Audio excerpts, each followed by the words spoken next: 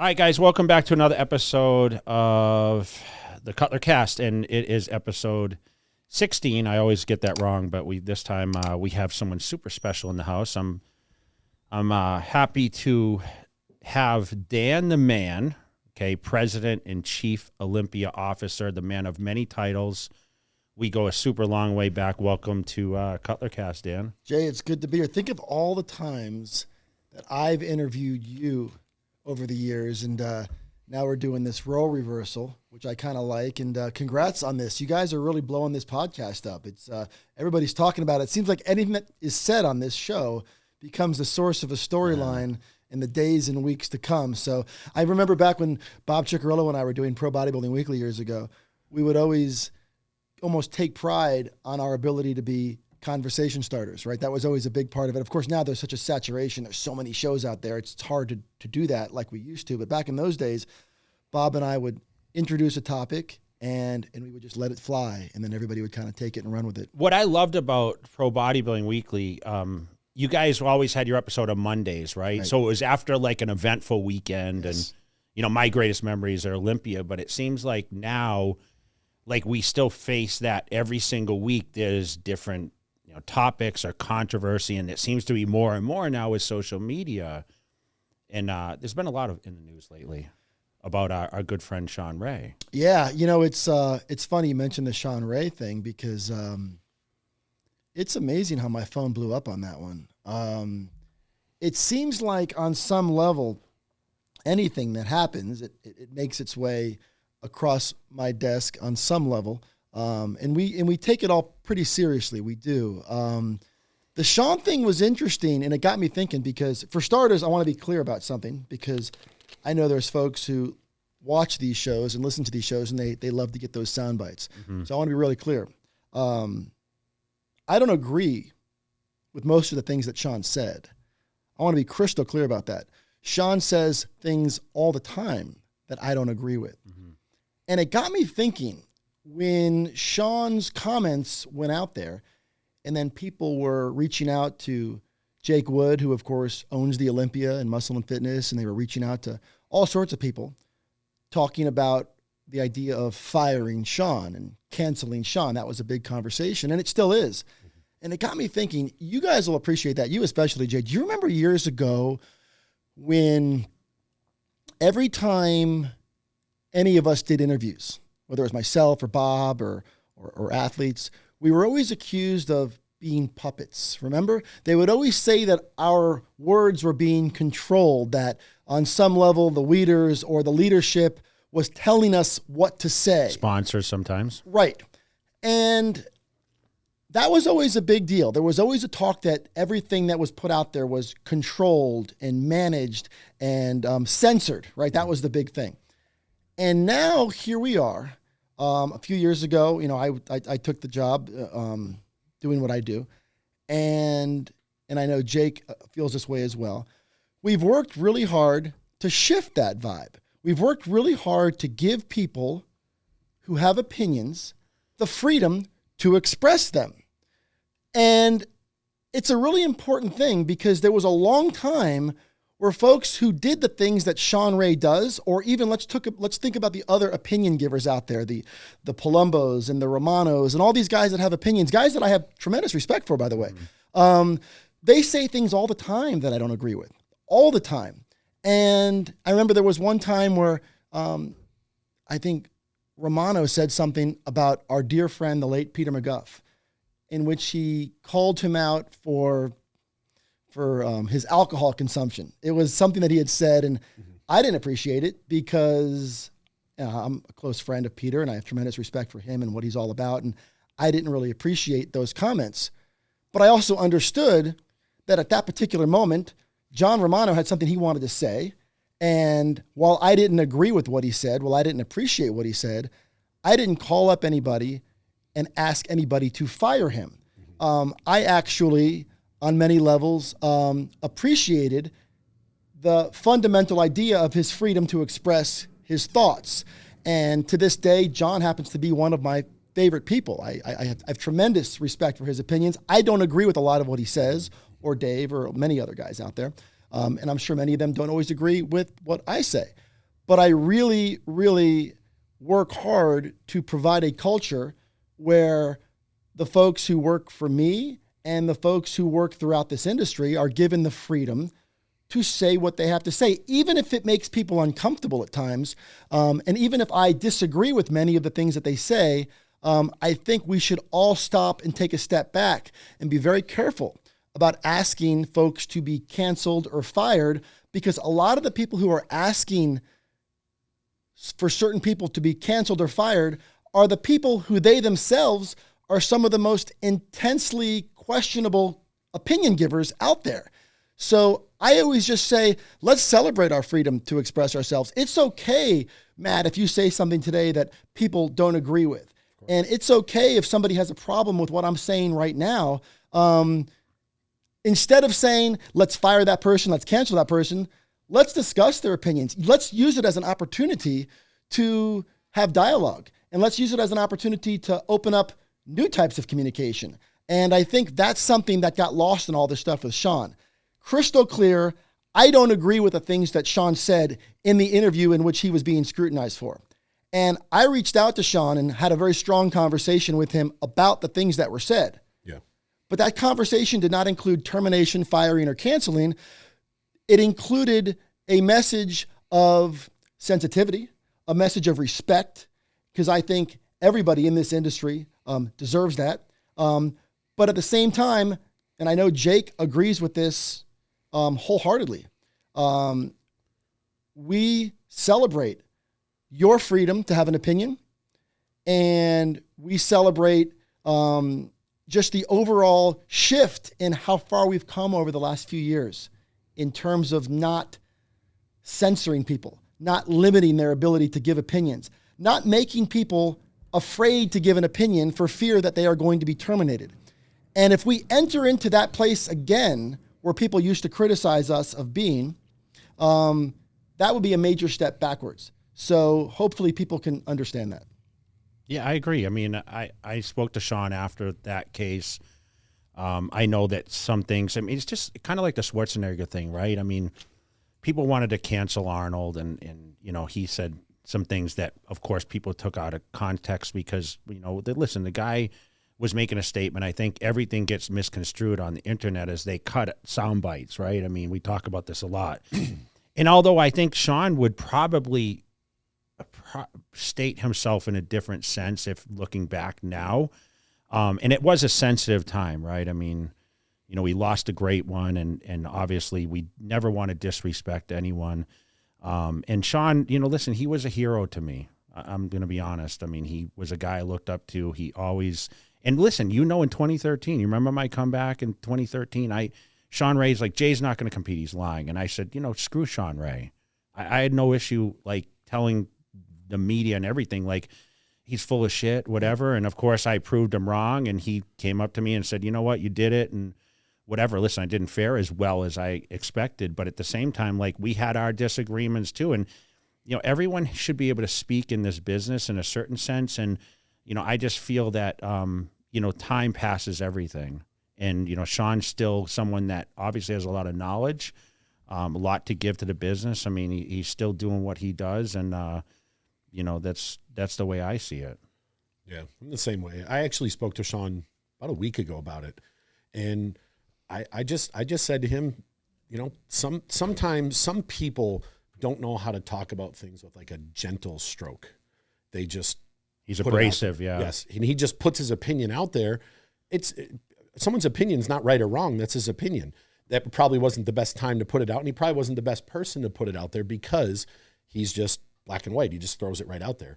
And he's not a little more gentle with how he's just not well liked, guys. Let's be honest. It is funny. And he's always been, to me, he's always been good to me. Like, I have no issues with him. Yeah, the timing, the tone, and the messenger are always a critical part. Yes. Jay, you could have said potentially the same things, or, you know, and not even focusing on that specific day, but there are times where the three of us could say the same thing, yes, and they're going to be metabolized differently by the public based on people's perceptions of who we are and perhaps our history of giving opinions. So, yeah, Shawn, I got to be honest with you. Shawn has a lot of detractors. Let's be honest. I mean, you don't need me to tell you that, right? There's lots of people out there that are not fans of the things that Shawn has to say. And that certainly goes for a lot of people. And I will tell you, though, that I've really grown to appreciate the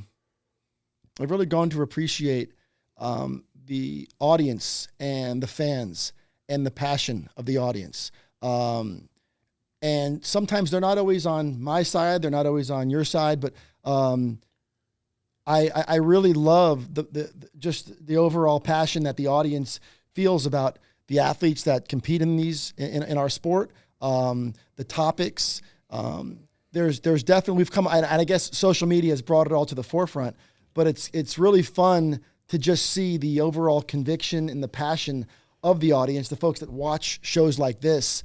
And it makes our jobs a lot more fun, and because we really gain a sense for how much the things that we do, how much they impact people. Yeah. And when I say impact people, I'm not talking about in ways that change the world. Let's not overstate what we do here, right? We run, we work in an industry and we're proud of it, and people enjoy this lifestyle and they do with it what they will. But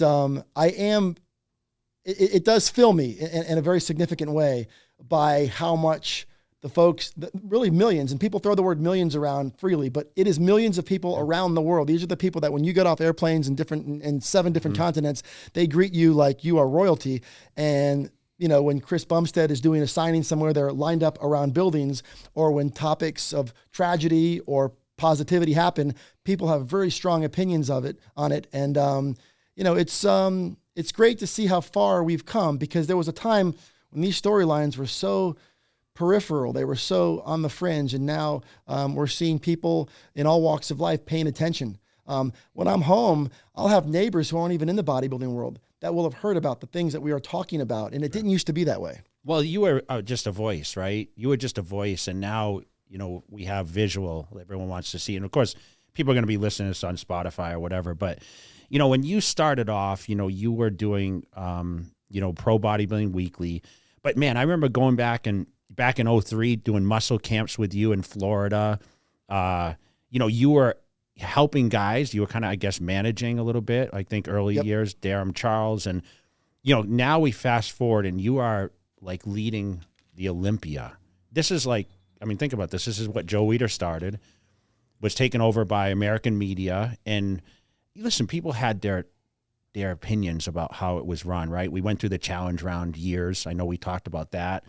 And now, how does it feel to stand in front of the audience and produce? I want, we're going to talk about a lot of the adversity that you had to go through with the Olympia, but what is it like? What is it like now? I know it's a lot of pressure because you and I speak off cameras and everything else. And I remember the first year you finished the Olympia and you sent me a picture of a cocktail and you were in like a lounge chair. And finally I said, dude, you deserve this vacation. Yeah. And I mean, what does it feel like? What does it feel like to go from, I know you were a fan of it. Sure. And I know you followed a lot of the greats now and obviously supported a lot of us, but now like you're leading the biggest bodybuilding contest on the planet with the most history, with the greatest champions. What is that like? So the other night, I was home with my son and Pumping Iron came on. It just happened to come on. They'll play it every once in a while, and it came on. And of course, as everybody knows, Pumping Iron is the story of the 1975 Mr. Olympia in South Africa. And I remember watching him watch this movie. And of course, it is the same event that Arnold Schwarzenegger won 7 times. It is the same event that you can go into bookstores or you can go onto Amazon and do a search for Mr. Olympia books, and there's many books written about this contest. And so to your point, yeah, there are times where I am humbled and almost overwhelmed to think that this iconic institution now falls under, my oversight, and of course the ownership of Jake, and of course Jim Mannion is very much a partner to what we do, but it's it's intense, to be honest with you, and it's something that I take very seriously. When you asked me the question, you said that I was a fan, and I'm still a fan. I still love this stuff, and I think one of the areas that has really sort of equipped me to do this is I didn't just come in as an event producer, and I wasn't just given a job to produce the Olympia.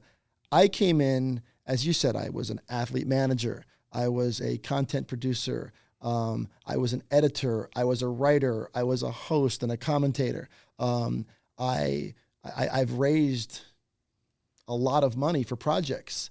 Do you remember the time you spoke to me about doing a supplement brand? That's right. That's right. I wish you had taken me up on that then, because you since went on and did one on your own and you're killing it. But think about the number of, and there was actually a time, Jay, where back when I was starting out, I was trying to get you to let me manage you. I couldn't get that deal closed either. So for all the deals that I was successful in, there was a lot of them that I wasn't able to close, and you were one of them.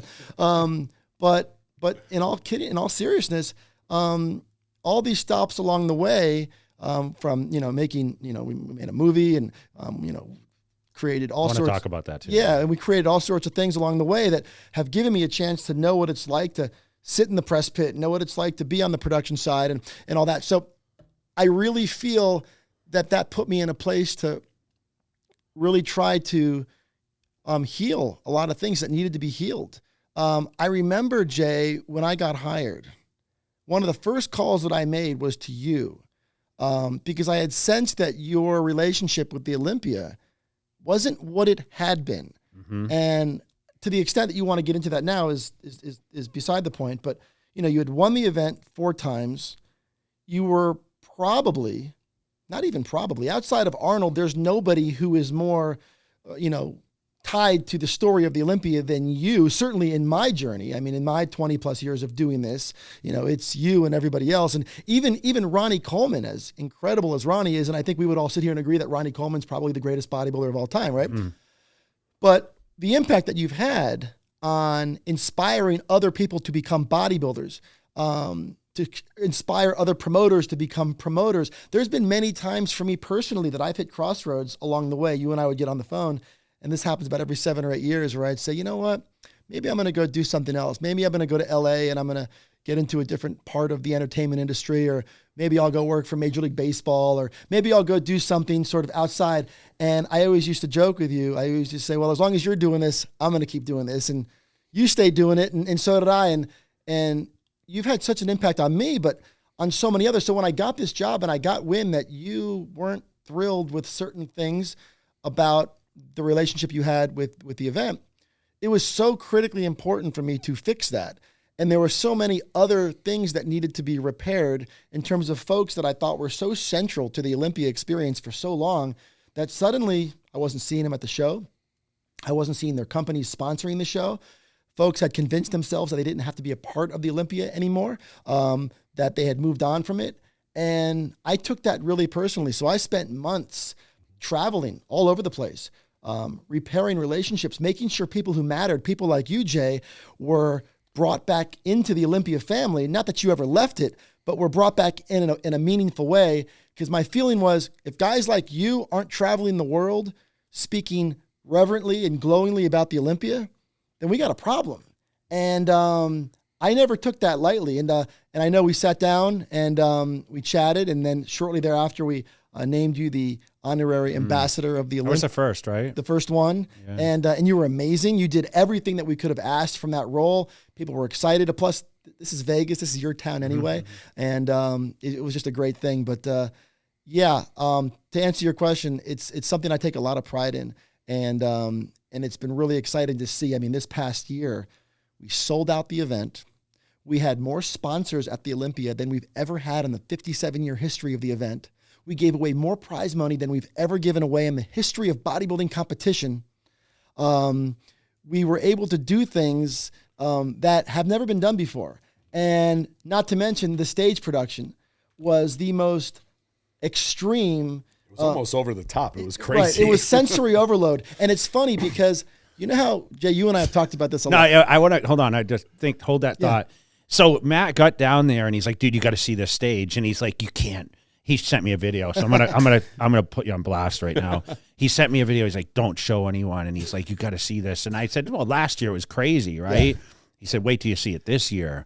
And he sent me the video. I was like, "Damn!" Like, because I didn't think it could basically be bigger than the year prior. Well, I have to give my team, Tamer Algindi and Martine and Caden, and of course Jake leading the way, and Angelica and Sophia and Heather and the rest of the crew and Tim and everybody. But so really a lot of work went into that stage. But I will tell you this. Think of all the years, guys, that we used to say things like, bodybuilding shows are boring, right? Because fundamentally, right, you're watching guys walk across stage, guys and girls. It's not the most exciting thing to watch, right? And we've talked about that a lot. Bodybuilding shows are boring. And we used to talk about how you sit there at an event and halfway through you'd want to get up and go do something else. Or do you remember there was a time when people used to judge the success of a show by how quickly the show got over? They would almost compliment an MC. Lonnie Teeper and I used to talk about this. It was almost considered a great show of, hey, I got everybody out of there in under 2 hours. Like that was like a badge of honor. Just think about the absurdity of that. Yeah. We would sit there and we would celebrate how quickly we got a show over, an event that we actually sold tickets to, and we're sitting there patting ourselves in the back because the show was good because it got over quickly. Think about the insanity of that way of thinking. So this year at the Olympia, I will tell you this. You might not have liked every outcome. You might not have liked where certain guys placed. There might have been even some aspects of the lighting or the sound that may have been too much for you. But nobody left that building and said this show was boring. The music was a little loud. I was like, damn. Like sometimes I was like, that shit was going through me, On Friday night, we were walking in. Yeah, I missed Friday. As we get closer and closer, it's just, you feel like you're going to a nightclub. You can feel it. I'm like, fuck, this reminds me of when I was in my 3 15-inch subs in my truck when I was 16. Well, that's like you can feel it in your heart. No, well, that's the downside of us putting you in the front row. You had to feel all that power. But no, it's you're right. And there was times where I even had to tell them dial it down. But I think maybe it's just because we're getting old. Yeah, it might be. Yeah, it could be. Yeah. I was in the second row, by the way. Were you in the second row? I was in the second row, man. He kicked me out. You know what it is? You only won 4. Jay, it's because you only won 4. If you had won 5 or more, we would have put you in the first row. If you can accomplish something, we'll put you in the front row. There you go. But no, it was it was really important to us to have people exit that building feeling like, they saw something theatrical and over the top. We had the LEDs that were, I walked out beneath an LED that rose up. And, if I can only tell you how much that cost, but we were able to do some really exciting things. And I'm just so grateful to get to work with the team that I get to work with. It cost a lot? It cost a lot of money. Yeah. It cost a lot of money. But you know what, though? There's a lot of things about this event that cost. When AMI purchased the Olympia in 2004, what was that number? Well, there was 94 IFBB Pro athletes in the Olympia that year. Okay, because there was less divisions and all that. Now, keep in mind, every time an athlete qualifies for the Olympia, we have to fly them in, we have to put them up in hotels, and we give them per diem expenses. So each athlete, regardless, even if they don't place, each athlete. I used to love those cash envelopes. Sure, by the way. And you still do love those cash envelopes. Let's not pretend something's changed. Yeah, they're a little bit thicker now, though. Yes, exactly. Jay's cash wait, envelopes. You like those ones with the, X amount per day? You like the thick ones? No, they gave good per diem. Isn't it funny? No matter how much money you have, an envelope with cash in it is always it's a principle, right? Exactly. But I was going to say, so you mentioned Jim Mannion being a partner, and I see you got the NPC shirt on, and I just saw you post on social media recently that you went up to Pittsburgh. So tell us how. Oh man, what a great visit that was. So for those of you guys, I know you've been there many times, obviously, but for those I train at the gym. And sure. There, For those of you guys who haven't been to NPC World Headquarters, which also is the headquarters for the IFBB Professional League. It's a really neat experience because you realize just the history and even the family element of what the organizations represent. I got there and my Uber driver, as I like to joke, was a guy named Jim Mannion, and he picked me up and he drove me to lunch, and then we went over to the offices. And first of all, you want to talk about a guy who's plugged into his city. It's pretty connected. Jim is really, we always hear the word the mayor. I mean, Jim is the mayor of Pittsburgh. And we spent a lot of time talking about, just how far things have come. And he never stops pushing to want to do things better.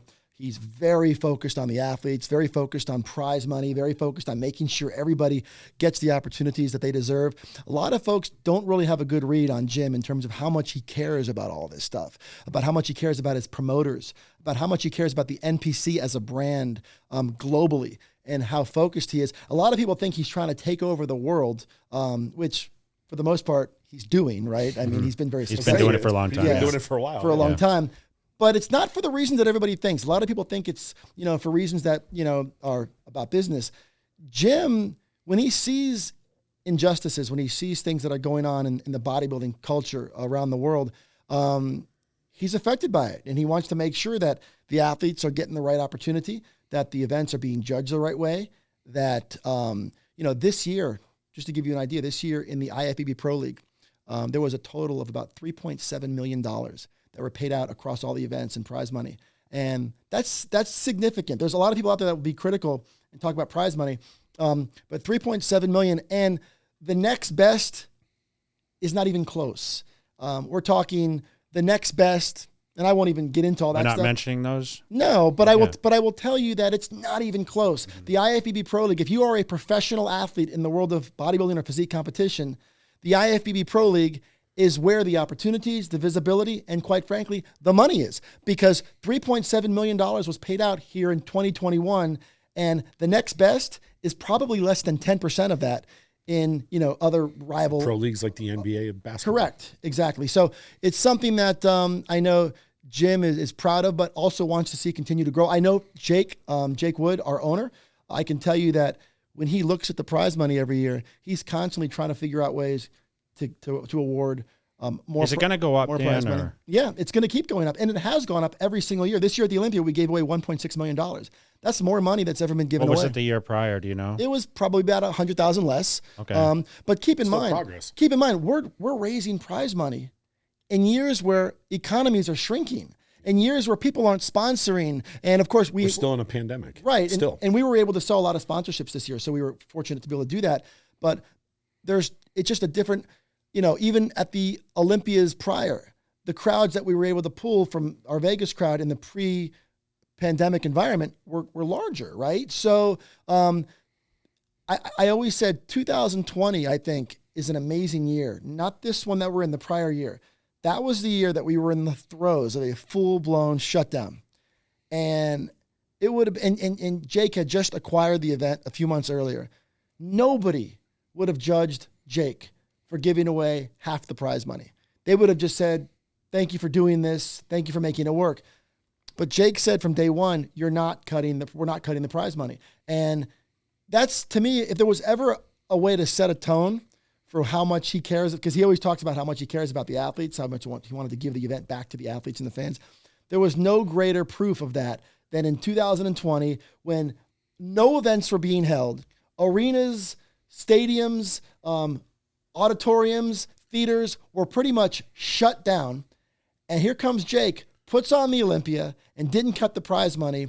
And I will never forget that. I've always said that I could be a part of 30 more Olympias. There is something about 2020, the year that the world told us to not do anything. And Jake basically said, fuck that. We're doing this and we're going to do it big. And he put on a big stage production. He made an investment in the show. It was important to him to carry forward that tradition. And he gave away more prize money than had ever been given away before that time. And he was under no obligation to do that. And he still did it. That's crazy, man. Well, I had my nightclub tables booked at the Olympia like 3 weeks out. And then you decide to pull the plug and move the whole thing. You had plane tickets booked for all these athletes, no? It was crazy. You know what? Why don't we go back to like 2019 when you got hired before we get to 2020? Talk a little bit about that process with Pecker and how that happened before Jake brought on. Yeah. So at that time, I was doing all sorts of different things. I had developed a media property at that time called Digital Muscle. And then we had just wrapped up filming a movie called Bigger, which is now on HBO.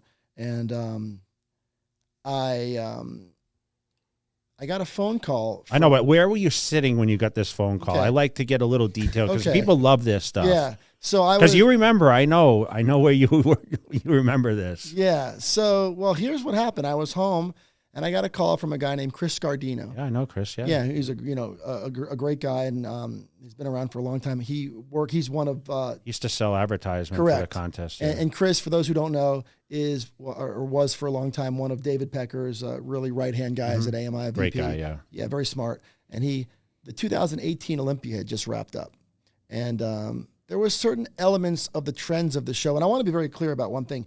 At that time, the producer of the show was Robin Chang. And Robin Chang worked real hard for a long time to do some great things with the Olympia, especially from a production standpoint and an organizational standpoint. The show was a lot of fun to go to. And so I want to be very clear about that. But there were certain elements of the 365-day component of the event, the year-round elements of the brand, and the evolution of just certain revenue opportunities, certain opportunities to achieve what we call non-endemic growth. And for those people that don't know what that means, non-endemic growth in a conversation like this is the industry, the Olympia, has been fueled by three primary categories. We call them our endemic brands: sports equipment, sports supplementation, and sports apparel. Those are the three categories that drive the model. And if you go to an expo, those are the three categories that I represented. And it became very evident that non-endemic brands outside of those categories were not supporting the Olympia. They didn't touch it, yeah. And that's the pathway to growth, right? That's the only way you're going to get there. So it was very important to AMI to start getting to that place. And and I got a call from Chris, and I spent a couple hours with him on the phone, just giving him some ideas, some thoughts that I had about licensing and branding and marketing and just overall ways to develop the Olympia, right down to apparel and all this sort of thing, which there was no Olympia apparel line at that time. And there was just a lot of things that I thought were untapped opportunities. So the conversation, I guess, went pretty well. And then about a week later, he calls me back and he says, David wants to know if you could come to New York and have lunch with him to talk about the Olympia. And now keep in mind, at that time, there was no buzz or even thought that this was a job scenario. There was no thought that this job was even up for grabs. There was no conversation about it. And I'll take it one step further. This really wasn't even my career trajectory, right? This wasn't even something that I was thinking about doing. I was happy doing the things that I was doing, very entrepreneurial in nature. You worked for yourself primarily. Yep, that's right. And so I went to New York and I sat with David at a lunch for a couple hours and we covered all the bases. He wanted to know everything about my relationships and everything about my professional relationships and everything about all the aspects of what I've been doing. And we get to the end of the lunch and he looked at me and I still didn't really see this coming. He looks at me and he goes, I want you to run the Olympia for me. And I looked at him and I said, David, I appreciate that, but that's not really what I do. I almost try to talk him out of offering me this job. And the reason why is because I knew what a big job it is. I knew what a significant responsibility it is, but I also knew that if he offered me that job, I would have to accept it. Because anytime you're in the world and you spend your life giving opinions on ways that things can be done better, well, when you are finally put in a position where you can actually make them happen, make those things happen, you have to accept that or you're just a hypocrite, right? It's like the whole, you're either in the arena or you're not in the arena conversation. And it's one of those things where I just, I told him I wanted to go home and think about it and talk to the family and all that. But in the end, I accepted the job and I accepted it. It was very important to me that I did so with the full support of Jim Mannion.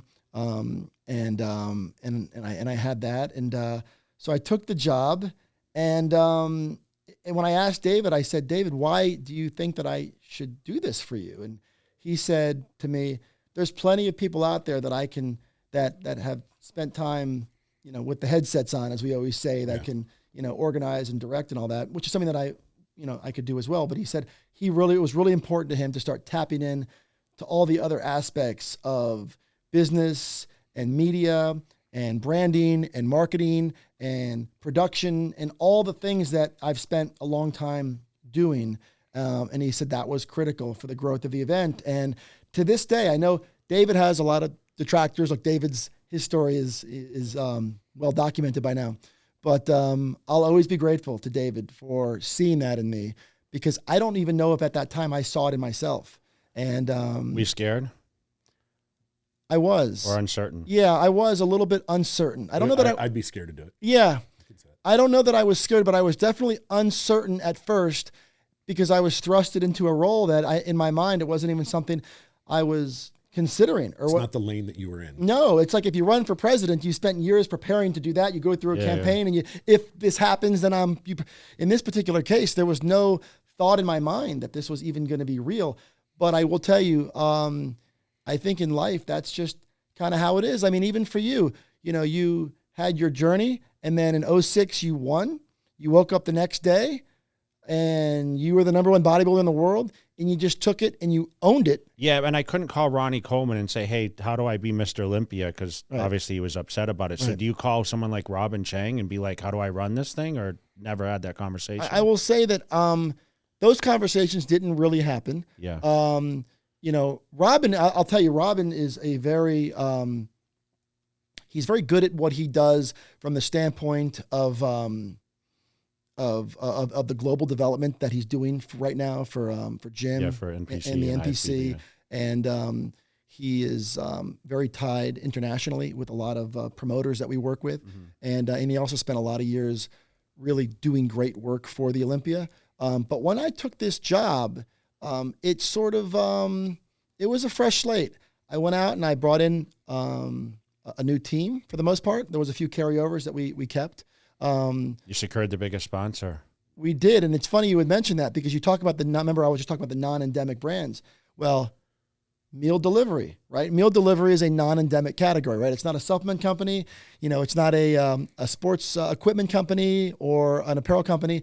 It is a non-endemic brand. And I have to give a lot of credit also to you, Matt, because I know you've worked with the Trifecta a long time. You and I sat down and talked about the relationship between what Trifecta does in the Olympia, and we were able to work together to get that done.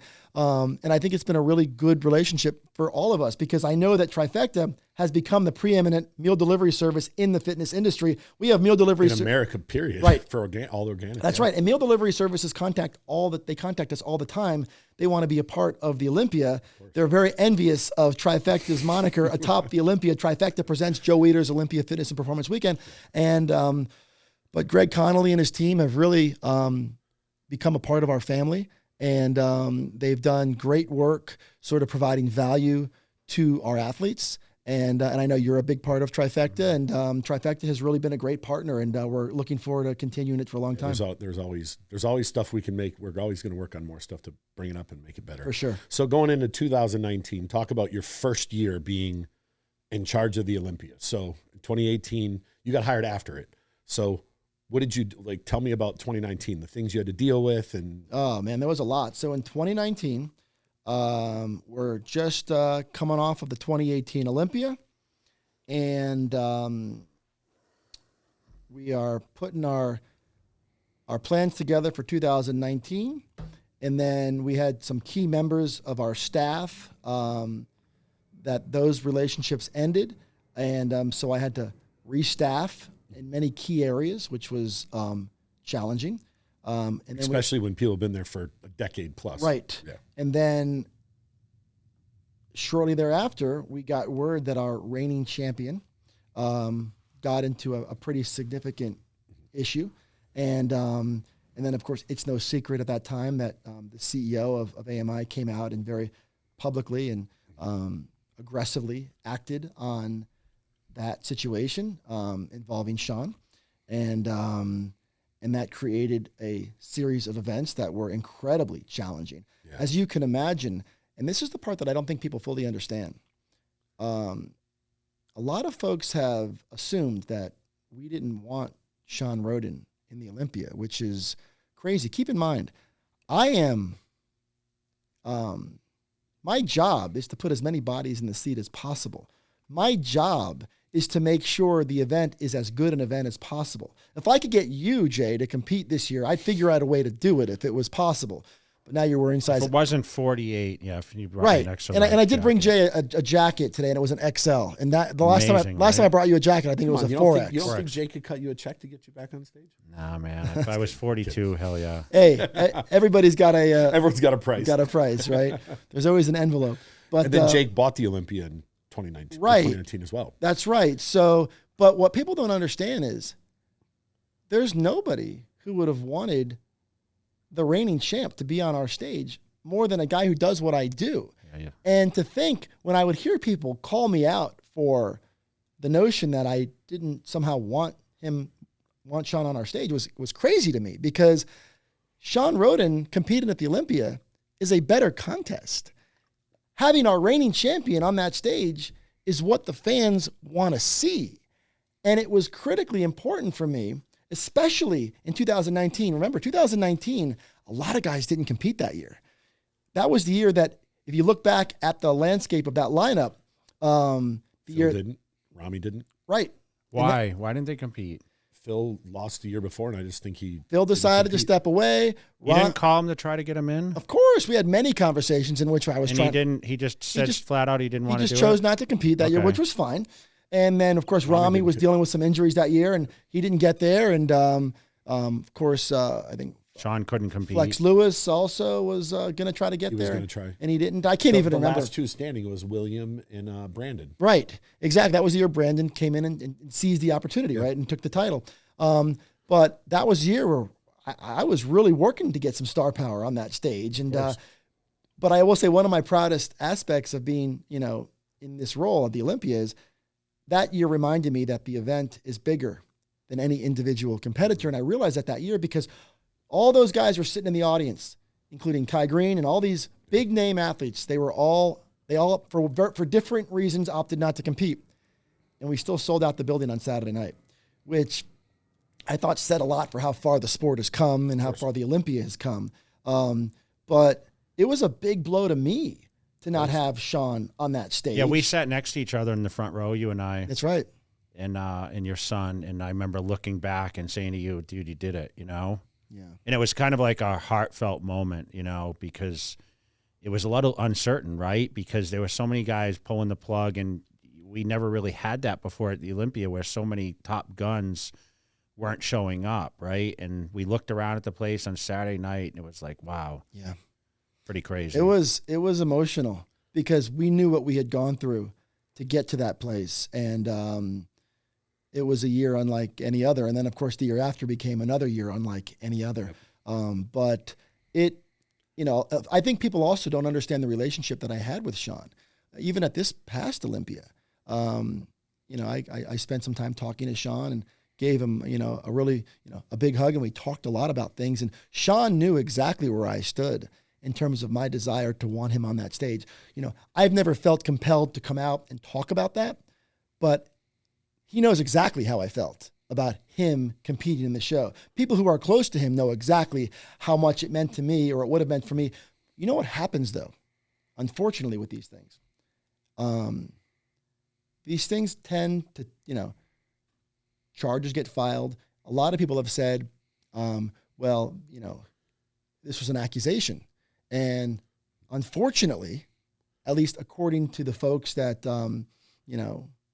we had to consult with on this matter, this wasn't just an accusation. This was a charge. These were charges that were filed after an investigation, right? So what happens in that case is now all of a sudden lawyers get involved, and lawyers start telling all of us what to do, what we can and what we can't do, and where the exposures are and where the liabilities are and all that sort of thing.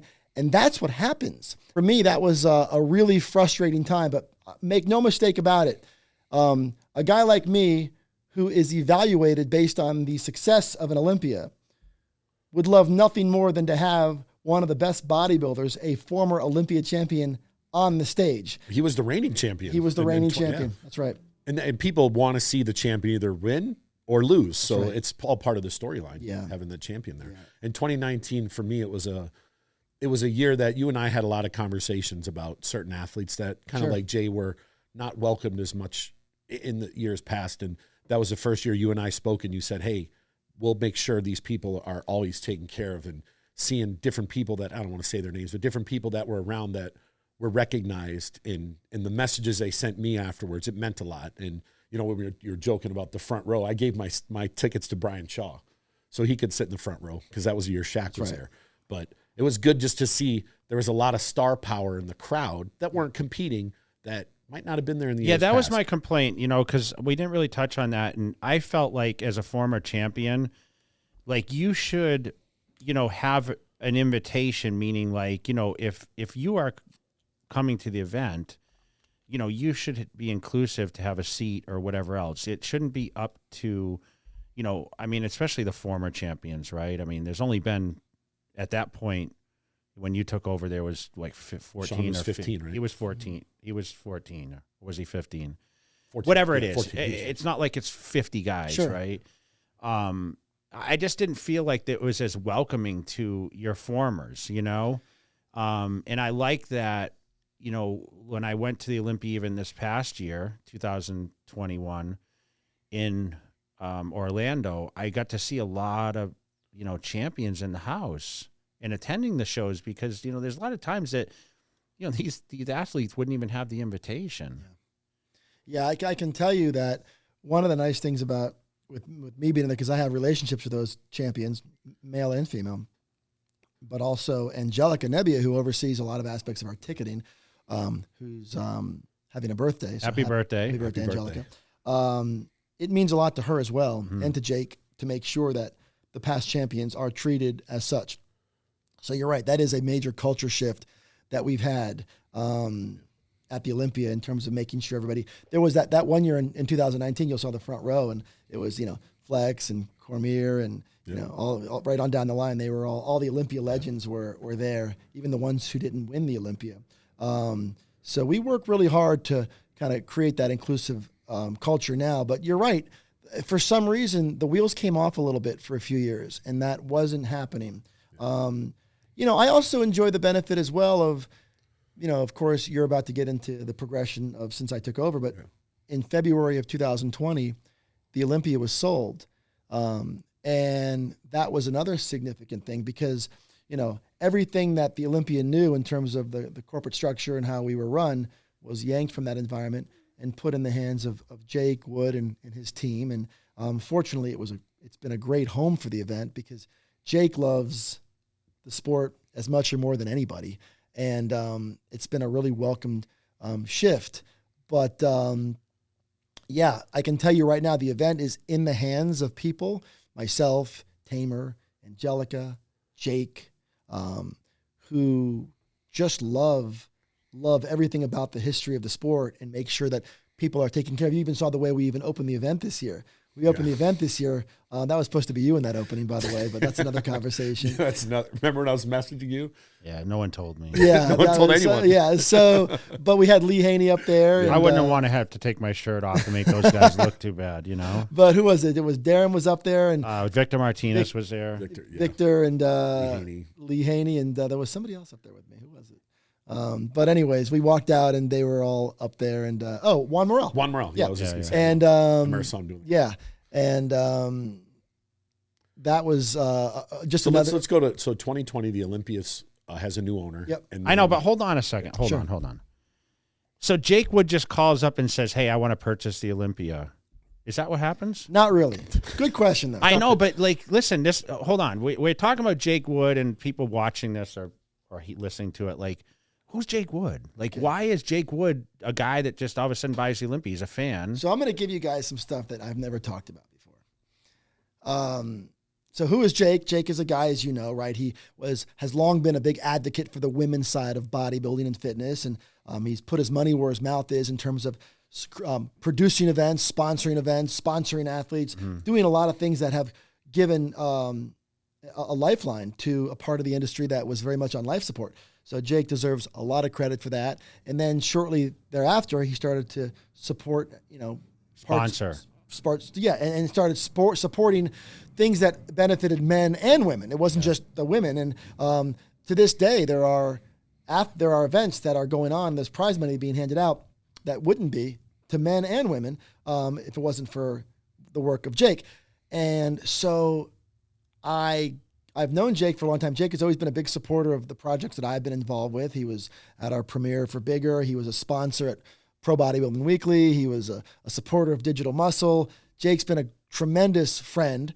And so I get this job running the Olympia, and we were on the phone, and in that phone call, he had said something along the lines of, man, I've always wanted to own the Olympia. And a lot of people say that, right? The industry is filled with people who love to talk about how much they want to own the Olympia. But Dan, let's be real. Wasn't he $1 million sponsor for the Mr. Olympia? Well, so here's the thing. I would never reveal somebody's financial commitment to the event. I don't think it would be appropriate for me to do that, but he was a significant sponsor of the event. And Wings of Strength came aboard and became a presenting sponsor of the event. And that was in 2019. That was in 2019. And in that call, when I told him that I got this job, you know, because his friendship was important enough to me and still is for me to pick up the phone and call Jake and talk to him about it. And he said, man, I've always wanted to own that. And I said, yeah, I mean, that's what people like to say, stuff like that, right? We love people who like to do blogs about the fact that they want to, but push comes to shove. There's very few who actually have the ability to do it and are really willing to go that extra mile and to complete it. Yeah, because I'd like to own the Olympia too. Sure, right? You're too cheap. But so he made a comment to me. He said, if there's ever a window of opportunity for that to happen, I would love to be at the table. So I start the job, start doing what I'm doing. You know, about a year or so later, we're sitting down, me and David were having a conversation about things, and he made a comment to me that made it appear that that might be a possibility. And so I raised the subject. I called Jake. I talked to him. I said, hey, Jake, were you serious about wanting to do this? And he said, 100% serious. And we ended up coordinating a lunch in New York that brought Jake and David and myself to the table, and that conversation begun. And I'll give David credit because David, in David's world of private equity and venture capital and all that, David could get anything sold, right? It wouldn't be hard for him to go find a buyer. When you're in that part of commerce and in that part of the investment banking world, and you have an asset that has a value, you can get it sold. It was very important to David to find the right owner, and it was very important to Jake to have a deal structure that would enable the event to continue to be successful. And they started talking, and they really kind of hit it off. And then they spent the next 5 or 6 months working through the particulars of the deal. And it was a crazy time because I remember walking around with all this information and I knew what was going on. And of course, couldn't say anything. But I knew that this was a good win for the sport. I knew it was because I knew what Jake is all about. And I knew what had been missing. And I remember I said to him the first time when it became obvious that this was about to happen, I go, Jake, you're about to own the Olympia. I said, that's wild. How does that make you feel? And he said, I don't even think about it that way. He goes, I just want to give the event back to the fans and back to the athletes. And that's not just me saying that, right? Those were Jake's words. Jake genuinely felt that the event had been pulled into a corporate structure that had brought it further from the fans and further from the athletes. And it was a priority to him and to me, but to Jake in a big way to bring the event back to the fans. And all of a sudden now the event would be owned in an environment that was owned and operated by people who trained and lived the lifestyle and knew business and all that sort of thing. And so it was a wild time. And I think it was February 14th, 2020, I want to say. I think it was Valentine's Day. And it was Valentine's Day of 2020. So it's been almost 2 years now when we made the announcement. And it was an epic day for the sport. And a guy who deserves a lot of credit for this is Jim Mannion, because Jim Mannion, he has a major interest in the Olympia in terms of making sure that the Olympia is in the right hands.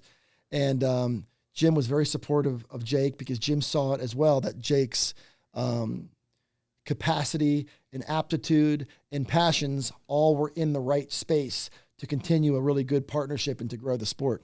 You know, a question I always had, and just because you're on this topic, does the Pro League have to approve of an owner? Kind of like if the NBA if an owner wants to buy the team, they have to get approval. Does the Pro League have to approve? I think it's fair to say that anything that happens around the Olympia, the Olympia is sanctioned by the IFBB professional. What's a feeder for, I mean, obviously, right? Right. I mean, you can't compete in the Olympia unless you come through the ranks, whether it's international or domestic.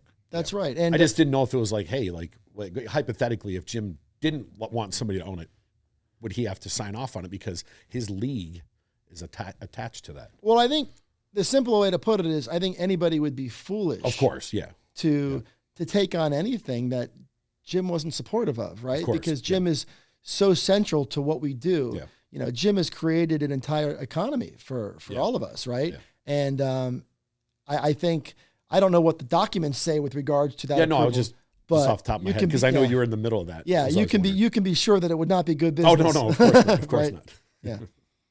So in 2020, we have a new owner, but you had already decided that the Olympia was leaving from the Orleans to Planet Hollywood. No, we had not decided. Oh, you that haven't yet. decided. Okay. When we acquired the Olympia, we were gearing towards doing the 2020 Olympia at the Orleans. Okay. Everything was going to continue as it was. We were not going to take on the task of moving the event. Remember, there's a reason why the Olympia had been at the Orleans for 15 straight years. Well, why? What was the contract? I mean, was there a contract? With the Orleans? Yeah, you locked in for X I'm going to tell you why. I'm going to tell you why bluntly as I can. Because I compete at Mandalay Bay. Right. 99, 2000, 2001. Then I think 2003 it moved. Right. The easiest thing that a promoter or a producer of an event can do is to not move an event. Because you kind of get it. It's an autopilot thing, right? Yeah. It's turnkey. They know where it's at. All the facilities, the security, line management, AV, lighting, sound, all the things that go into the production of an event, whether it's the logistics and the hotels and the venues and the arena and seating and Ticketmaster and all that stuff. If you do it at the same place every year, it's a whole lot easier. And also, in fairness, financially, the deal with the Orleans was very favorable for us. So it made it harder to justify. And I want to be really clear about one thing. This is not in any way a shot at Robin. You know, Robin was working in a different culture than I was working in. But, you know, AMI had certain revenue objectives, just like any business would. You want to make sure things stay profitable. And the Orleans presented the best pathway for that to happen. So then what happens is Jake buys the event. We're planning to put the Olympia on at the Orleans for at least another year. And all of a sudden, it became an opportunity to kind of turn lemons into lemonade, because we get wind of the pandemic. And the Olympia that year was set for September. September is kind of early on the calendar, especially when there's a pandemic situation. And the plan was I wanted to move the event, and so did Jake. We wanted to move the event later in the year to try to buy more time for the pandemic to cycle through. We thought maybe a few extra months would be a difference maker. So then we try to look at ways to move, and the Orleans could not commit to anything later in the year. So then I called up Jake and I said, Jake, I got to be honest with you. I just found us an out on the Orleans deal, because now that the Orleans can't accommodate us, we are free to do whatever we want. So then I proceeded to spend a lot of time with our team looking at different Vegas properties. And then we found Planet Hollywood, which is home to the Zappos Theater, which, by the way, the Zappos Theater is an insane, beautiful entertainment venue. And we'll talk about that in a minute.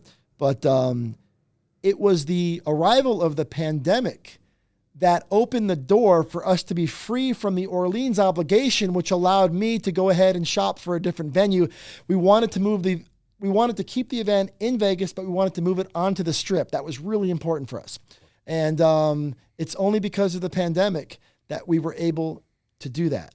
So the pandemic did something good. So somewhere within this chaos of sadness and frustration and people losing jobs and people losing a lot more than that, we were able to change the location of the event.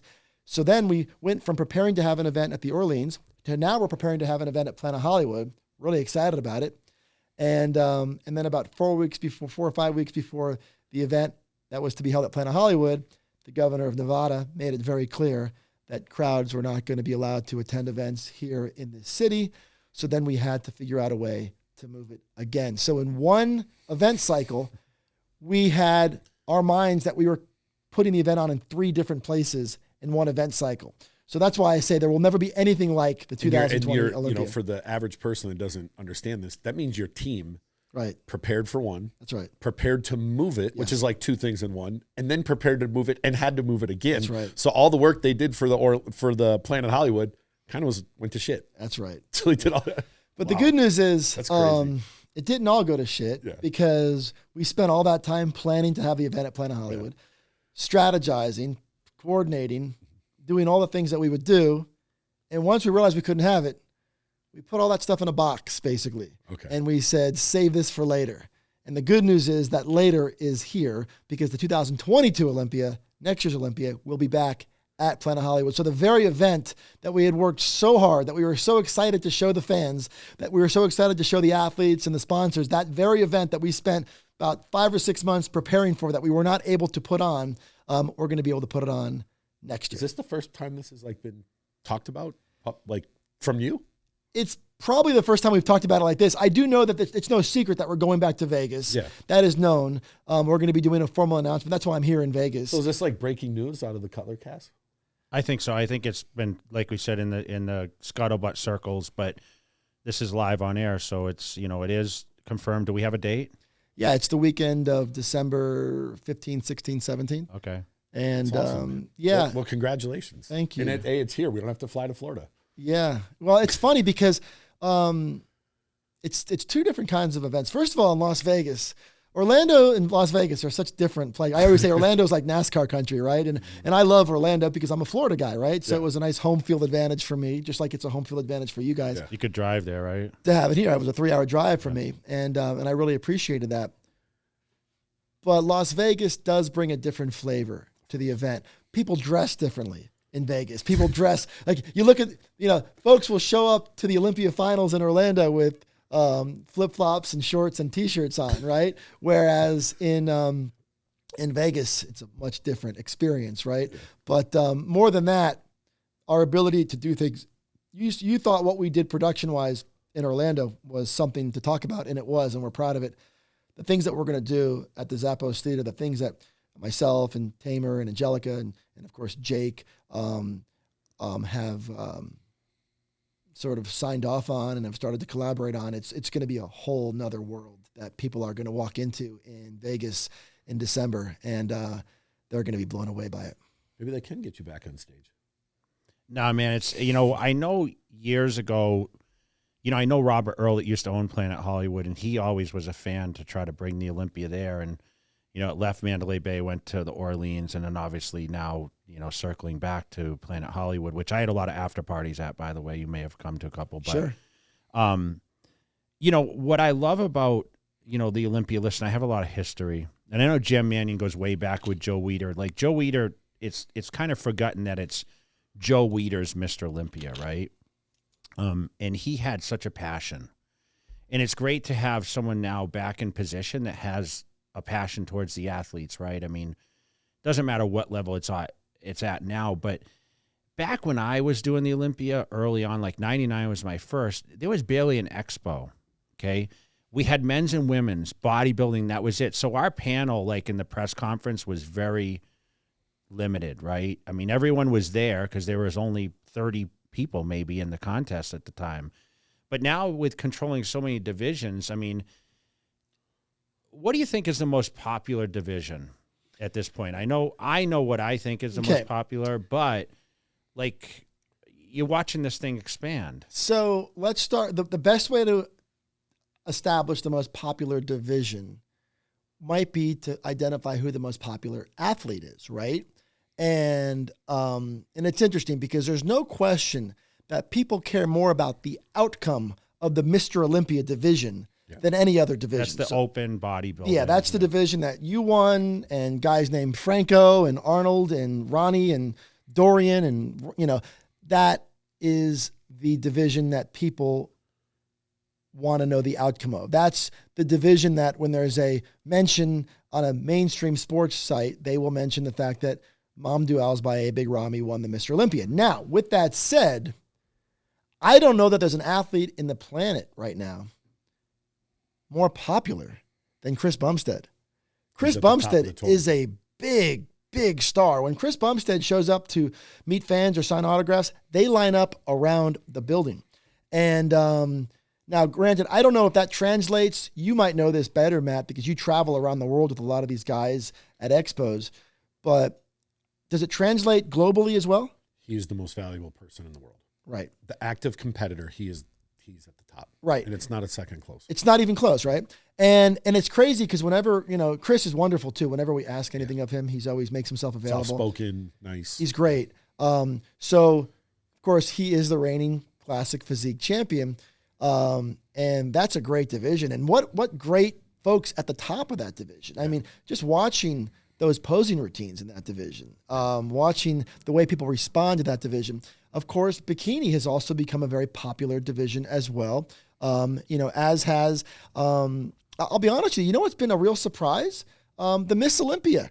It's really held its own. Andrea Shaw, the reigning Miss Olympia champion, what a great look for that division. The way the fans respond to her, the way that they respond to her images are very positive, which is a big step forward for women's bodybuilding.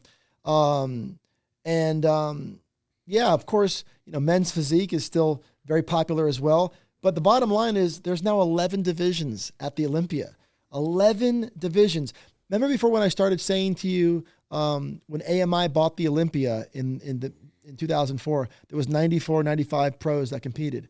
This year, there was about 225 athletes that competed at the Olympia, 225 pro athletes. And it'll probably go up this next year. And it's going to keep going up because now we have the wellness division, which is another division that, I talked to J.M. Mannion. J.M. Mannion's convinced that within about 3 years, the wellness division, may be the most popular division in the world. Or certain. I told him, I think in the next 2 years, wellness is going to.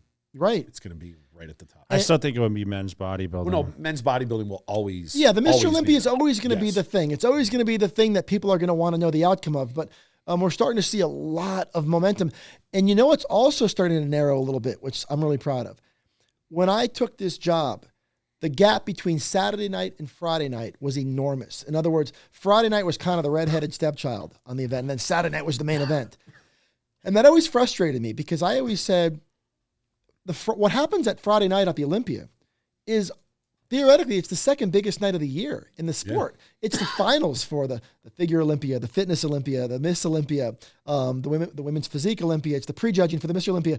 What happens on Friday night, I always thought was a big deal, but it didn't get the love that it deserved. It was always considered. So what I did was we came in and Tamer and I spoke about this, and we decided to move the 212 finals to Friday night. This coming year, we're going to have the wellness finals on Friday night.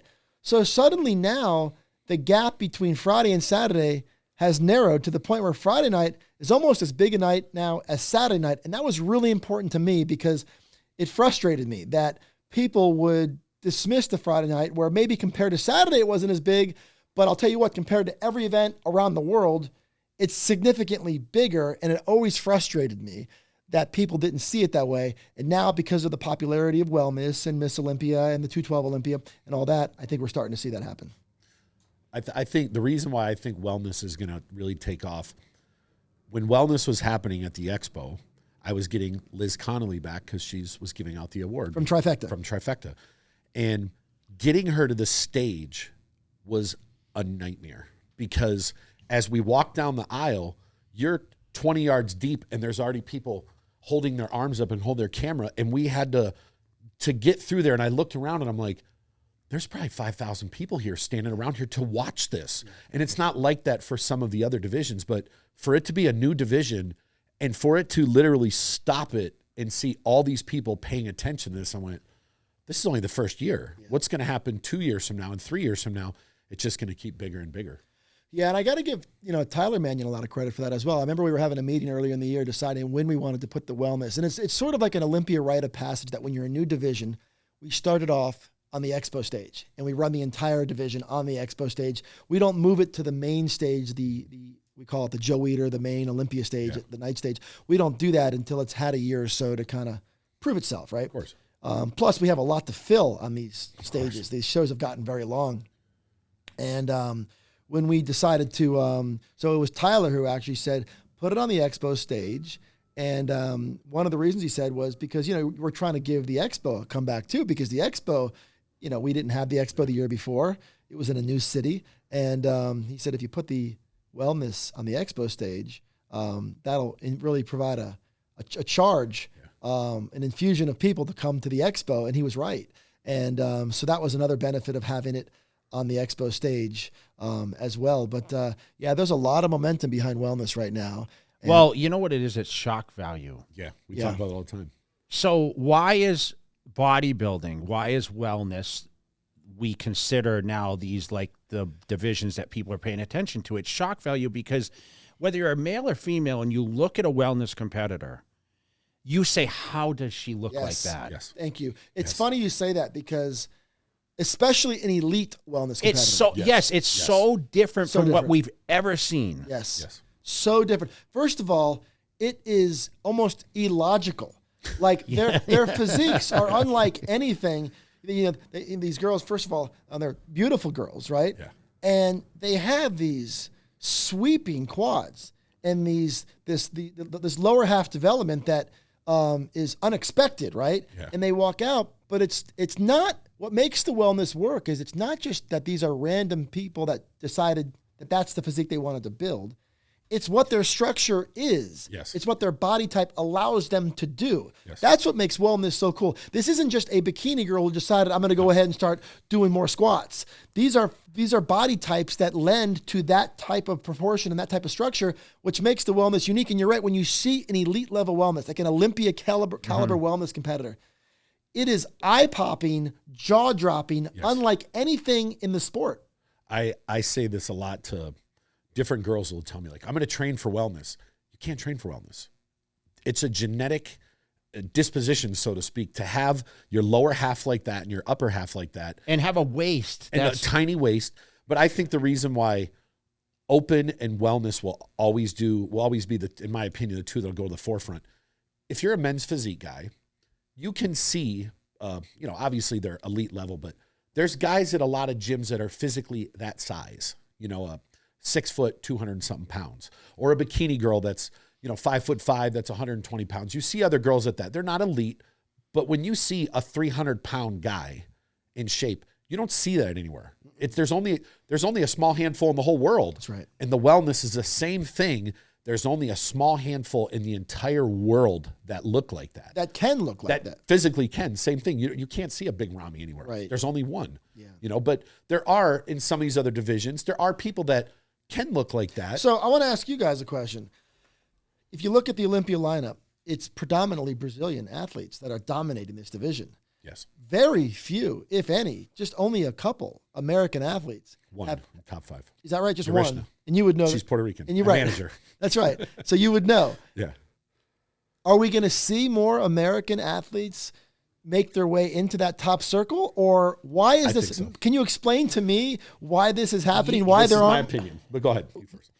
Every year someone pops up. Yes. Now, like we are seeing more and more faces. Like at first there was like a couple of girls that came out and like, oh my goodness. Like, they were trying to gather the division, right? And say, okay, who would fit this? And then all of a sudden, like these girls are just popping up left and right. Like they're just appearing. But listen, man, once the division's made, like they're going to come out of the woodwork. Yes. Like there's like 4 or 5 Big Ramys in a basement somewhere training that we don't know about yet that are going to come about. And it's the same thing, I believe, with wellness. See, wellness, I think you're seeing a lot of the Brazilian girls because that division has been operating down there for 15 years. Right. Eileen Barreto, she's not a pro. She's a NPC competitor. She won 2 Arnold Classics down there 7 and 8 years ago in wellness. Angela won 50 or 60 titles. A down ton there. of shows. She's the Dexter Jackson of the division, right? So these girls they've been competing in this for 10 or 15 years. So now when the Pro League comes and says, we're bringing on wellness, they're ready to go. Yeah. They're just ready to go to where these other girls that might have the ability to have that physique, they've just started training for it. Yeah. The ones that do have the ability. Okay, guys, let's be real. Where did it come from?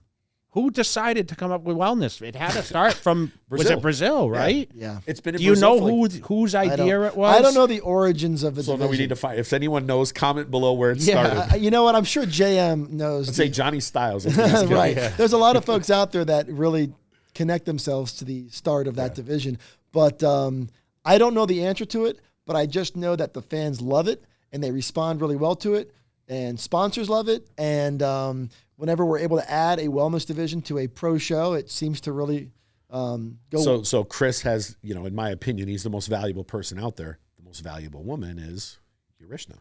She has largest. Yeah, but why is Chris Bumstead the most popular? Because he puts his content out, his social media, that right? That matters. If you're good on social media, and Chris does a lot of content. So I'm going to tell you, that's a great thing, and he's popular the same reason you're popular.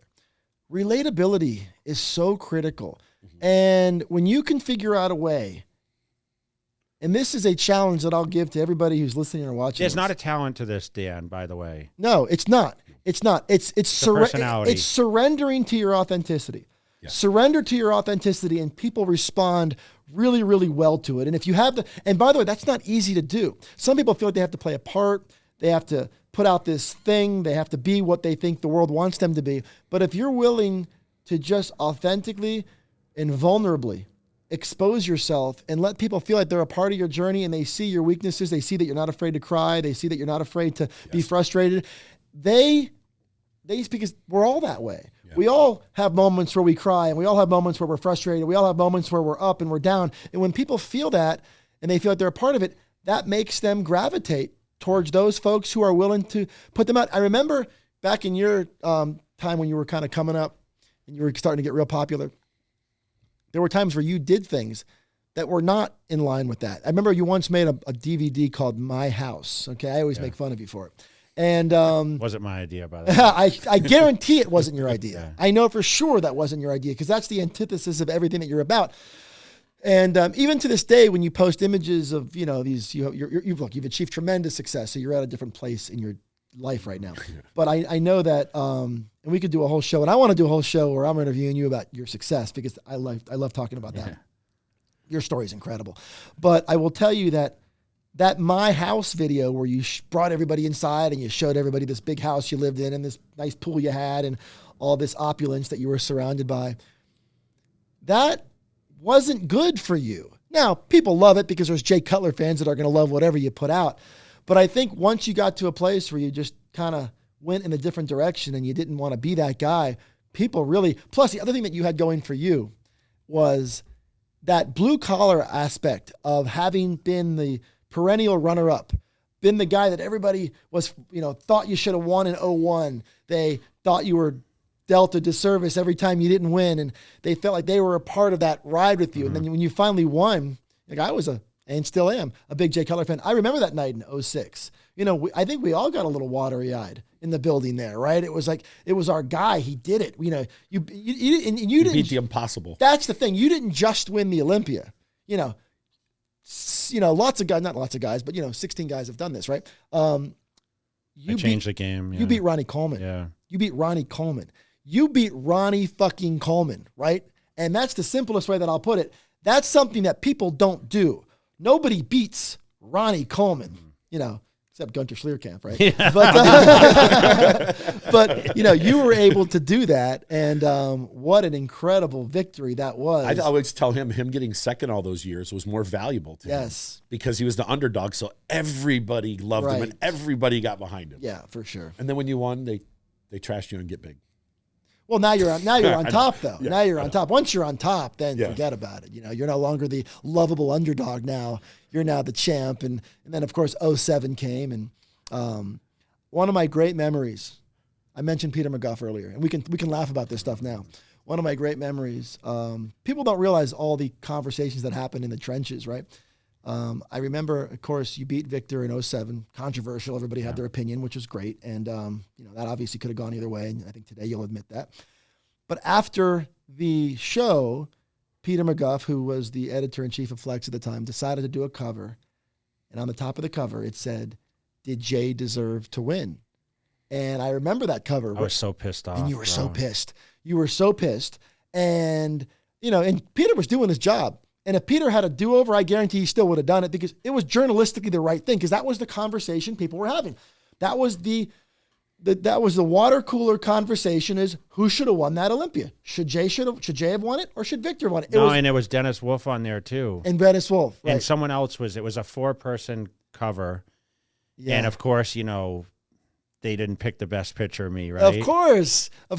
And I loved Peter for that because it showed that he put his friendship with you aside for a minute and he did his job. And I know it pissed you off because nobody wants to be questioned as a champion, especially in a sport where we all kind of know each other. That's always tough. But I just remember that. And I just remembered how hard those times were. And those moments were. It was my hardest year. Yeah. I won the Olympia, and I can tell you that if you said, okay, what was the worst year of the Olympia? It was my victory of 2007, because for a year I had to walk around and be like, there's Mr. Olympia, and then whispers of, he should have won. And you know what? Right? That's proof that for anybody who's watching this right now or listening, that if you walk around with that feeling in your stomach too long, it doesn't bode well for you because the next year you got beat. I got beat. You got beat. So you spent an entire year walking around fueled by the anger of the disrespect, not fueled by the good stuff. Yeah. You were fueled by the anger of the negativity. And you showed up in 2008 and Dexter beat you. Yeah. Now, granted, Dexter was incredible that night. But he never beat me. No, but he never beat you before. And I'm convinced that if whenever I see people out there and they start doing social media posts and they talk about how they just want to prove, you used to use that a lot, prove them wrong and all that, but that wasn't really your mantra. That was something a lot of people say.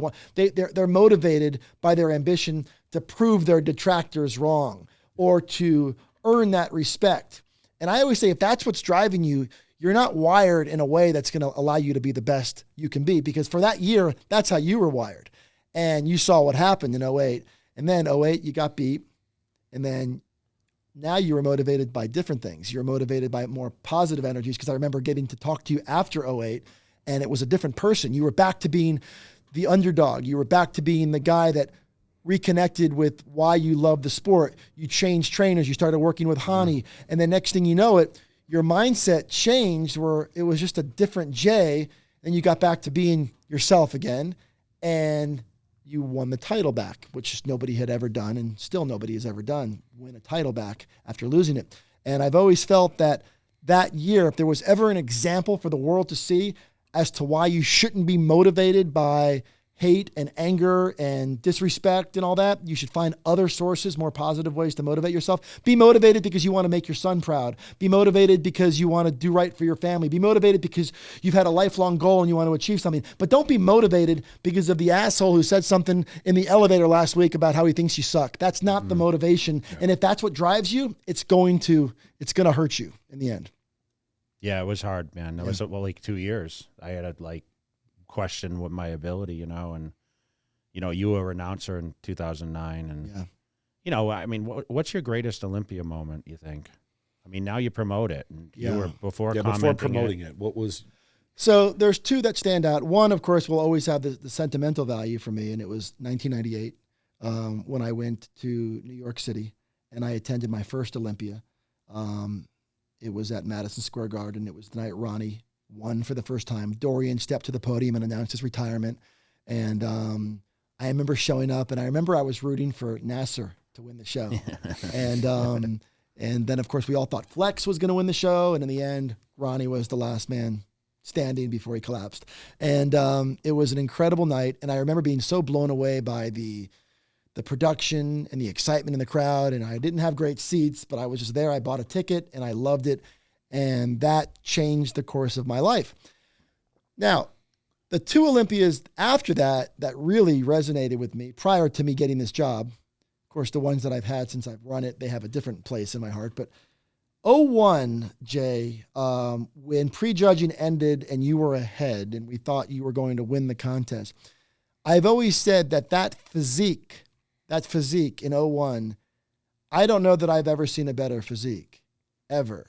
Now, it's possible that I have because, we saw Phil at his best. Phil at his best was pretty incredible. Yeah. Ronnie at his best was pretty incredible. But at that time, I hadn't seen anything like that. What you brought You to hear that, J-Mac? You hear that? 2001. 2001 was pretty exceptional. It was pretty 20 years exceptional. ago. Wow. Right. That's right. It's a long time. Yeah. I think the moment at the Olympia that really stands out was the night that Bob Ciccarello stepped to the podium and you and Ronnie were standing side by side in the fall of 2006, and he announced that you won that show. That was amazing. And the way the crowd responded, I'll never forget it. That was also an intense time for me because my son was about to be born. I think a month or two later, my son was born. And I remember not being sure if I was going to be able to stick around the event long enough to watch it. And I remember just being focused, like I was watching my phone. Is the baby coming? Because it was thought that it might come early. And all this stuff was going on for me. And it's funny because we all have different life circumstances at different times, right? And for me, that was my reality at that time. And then you won the title. And I remember you had promised me, because we had Pro Bodybuilding Weekly, the radio show at that time, and you had promised me that if you won, you would make yourself available to us. The next day you had a photo shoot. And I remember, and everybody wanted a piece of you at that time. You were, that was your day. And you made it a point to honor that obligation. And I remember opening the 06, that episode of Pro Bodybuilding Weekly the next day or that Monday night. And we opened it with the soundbite of Bob announcing you the winner. And if there was ever a sound meter in a building, there has never been a louder crowd response than the night and the moment you were announced the winner. That was an incredible night. And I don't know that that will ever be topped because it takes so many unique circumstances. You had, first of all, you were a Vegas guy. So this was in Vegas. Mm-hmm. So you had the home field advantage, the crowd, all your supporters, your fans, you're the mayor of Vegas. So you had that going for you. You had the fact that you had been trying to take the title from the best bodybuilder of all time. You had the fact that you had been runner-up multiple times. And you had the fact that everybody liked you. So all of those things kind of merged together. And also the fact that that was also during a time when reigning champions just seemed to not lose, right? We had these runs where, Haney won it 8 times and Dorian won it 6 times and Ronnie had won it 8 times. So now it's a different culture. Now we feel like we show up and hell, Ramy's won it the last 2 years, but prior to that, you had, Brandon. The other guys walked off. They didn't get beat on stage. Right. Yeah. Exactly. So now we have a different world where guys, we've proven that every year you show up and you really don't know who's going to win. But during that time, to beat an 8-time champion, especially an 8-time champion in Ronnie, who was trying to break the all-time record that night and win it for the 9th time. So there was so many things in play. And when you won it, that was special. That was pretty amazing. Yeah, it was amazing, man. I almost teared up a little bit because it was like you bring back those. It means so much more to me now. Yeah. And I kind of called it. I kind of knew that it was coming, and like you said, it was against all odds with that. And granted, that probably wasn't the best physique I presented ever on stage, but it was just perfect for the time. And I couldn't believe it, man. But we talk about. I remember the announcement, $155,000, and now it's $400,000, which is bananas. And that put me in the history books, and coming from where I came from and being able to, you remember you were here for the 07 Olympia, and, after I won it the next year, Matt stayed at my house with me.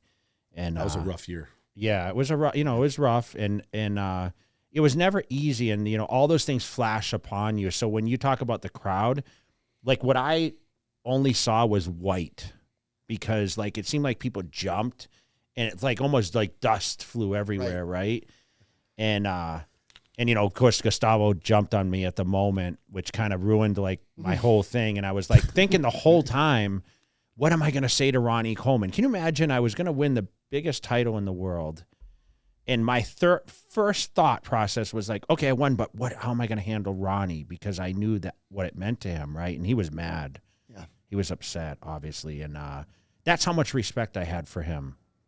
But it was also like I thought about Joe Weider and him telling me in 1995 when I worked in his office at 21, and he's like, "You're going to be the greatest." Like all those things cross your mind. And you know, I had huge sponsors. Muscle Tech was like a huge sponsor, and I have to give a lot of credit to them for supporting me, giving me the finances, and you know, giving me the ability to travel worldwide. They introduced me to the military, which we currently travel extensively for today prior to COVID. They gave me a great guidance to be a great champion, and there were a lot of people that supported it. And, you know, you always had a place for that. And I hope you realize that, you know, I got excited to be on your show every time, because that was like the only outlet at the time. Like we didn't have social media. You talk about my DVDs, that was like my media channel, right? So coming inside my house and seeing my dogs and, you know, what I did on a daily basis, how I ate and slept and whatever, that's what creates branding. And that's what we talk about with, you know, when you're on social media, like I tell people, be real. Don't try to be something you're not. Take things a step at a time. But you know what? The things that you might think are corny are some people's like motivation. Yep. And that's all I care about at this point. Like, because I can look at those trophies in my office and, you know, you see everything sitting behind me, all those medals, but like what means the most now is the fans I developed and how I motivate people. It's funny you say that. I always think whenever I see people refer to you as a 4-time Mr. Olympia, and I know it's common to see the words 4X Mr. Olympia Jay Cutler. And I think if there's any athlete, and by the way, we're always very proud when you do that, because it's just like we're proud to this day. Arnold still refers to himself as a Mr. Olympia, and that's great, and we appreciate it. But I feel like the words 4-time or 4X don't speak to your story. And if there was ever a former champion who I would say stop using the 4X, it's you.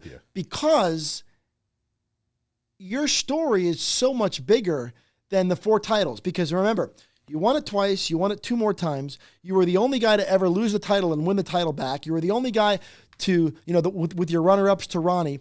I just feel like your story from start to finish, it's so much bigger than the fact that it just worked out where you happened to win 4 titles. But I feel like the way you won the first, the way you won the second, the way you lost in 2008 and came back in 2009 and won it again in 2010, I feel like that story is so much larger than 4X to me. And I've always felt that if there was ever a guy who might want to just drop the 4X, it's you. Now, granted, you're the only 4X champions, but you know what I'm saying. If there was ever somebody who would want to not identify himself to the number of titles that they've won, it would be you, because I feel like your story is bigger than that. So think of this. He got second 6 times. Right. So for 11 years, I told him this one day. Top 2 in the world. You were a guy that was battling for that. Nobody else did that. Right. You know, Ronnie won 8, but he got second, once? Right. That was 9 years he was on the top. So he was at the top of the throne for 11 years. Right. For 11 straight years, you were one of the 2 best bodybuilders on the planet. It was actually 12 because I skipped 2002. I remember I got upset with you for doing that, and you told me to mind my own business. There was a lot of people who were upset with you, right? I remember. Could have changed the game. Yeah, that was a bold move to sit to that, especially after 2001, where a lot of people thought you won the contest, and you decided to sit out 2002. That was a big blow to everybody. We were devastated. Sometimes we'll travel and we'll see Ronnie, and I've never said this before, and we'll be out eating somewhere, and I'll just see them talking, and I just kind of look around at the people walking by, and none of them realize that these 2 guys were the top 2 battling for the best thing in the planet. Yep. These 2 guys, and we're sitting at a restaurant, and people are just walking by. They have no idea, and you're like, dude, there's like fucking this is just weird. Like nobody knows these 2 guys battled this long for this hard, and they were all over the media, all over everything, and they're just 2 guys just sitting here eating, and people. These young kids respect it so much nowadays, man. Oh, yeah. Like, they talk about, I watched you and Ronnie. Like, more than ever. More than it ever was. I mean, it seems like they look at bodybuilding like that is bodybuilding. Yeah. You know, because I think Dorian and the Haney era was a little too further back, and it wasn't like, I know Gaspari challenged Haney like 3 years, right? He was second.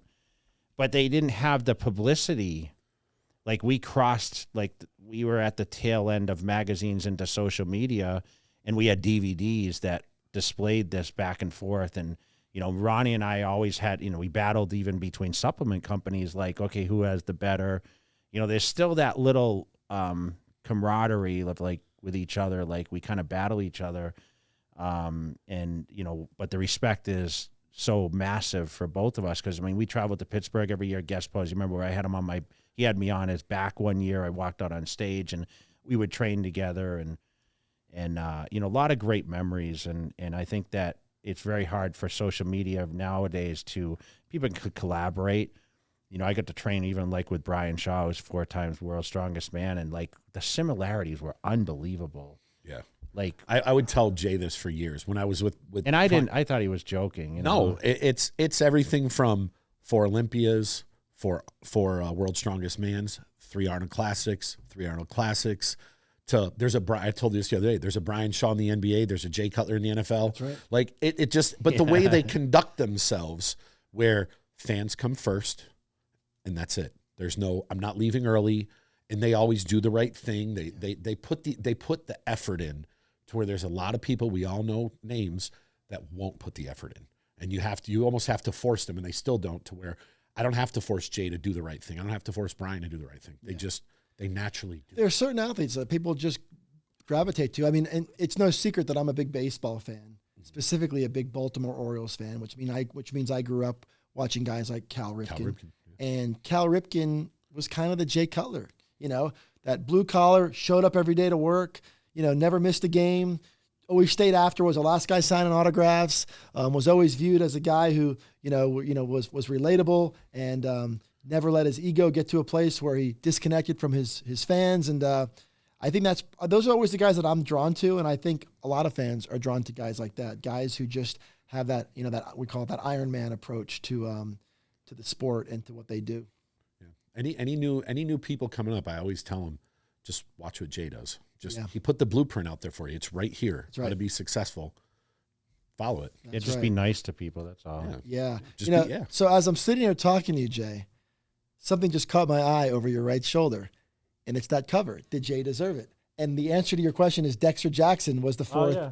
Dexter was the fourth, the guy on that cover, right? So it's Dennis, Victor, and yourself, and Dexter Jackson, and that was the cover that we were just talking about. I just saw it as I was talking to you. Can you believe I hung it on my wall? I can believe it. I can believe it because there's some great images.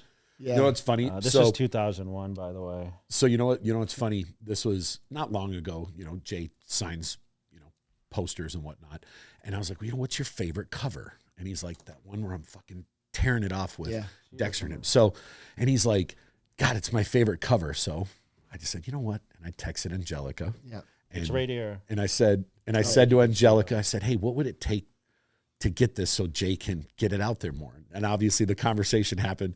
She ended up messaging me and she said, as long as myself, Jake and Dan get one.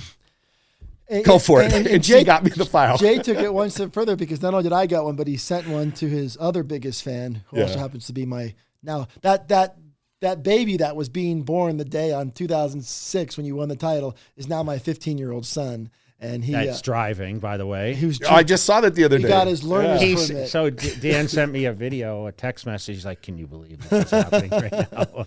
It's unbelievable. So, but yeah, my son grew up a big Jay Cutler fan as well. When you have the job that I have, you're not supposed to have favorites. But I always say unapologetically that you obviously are somebody that I've always connected with and always been very supportive of and very grateful to, because everything that I've always done, you've always been there, and I appreciate that very much.